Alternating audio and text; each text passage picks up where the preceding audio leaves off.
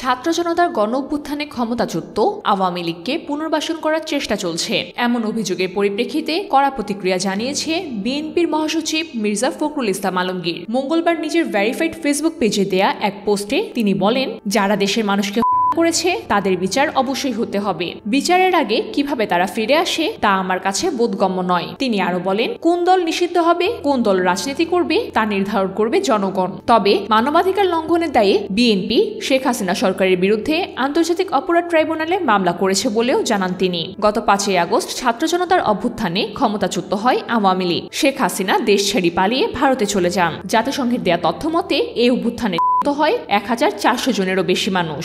Doctor ইউনূসের নেতৃত্বে অন্তর্বর্তী সরকার গঠিত হওয়ার পর থেকেই আওয়ামী লীগের বিচারের দাবি উঠেছে। এ অবস্থায় এনসিপির একজন সংগঠকের পদত্যাগ ও কিছু পোস্টকে ঘিরে শুরু হয় আওয়ামী লীগ পুনর্বাসনের বিতর্ক। তবে বিএনপি, জামায়াত সহ বিভিন্ন দল বলছে, বিচারের আগেই আওয়ামী লীগের রাজনৈতিক পুনর্বাসনের কোনো প্রশ্নই ওঠে না।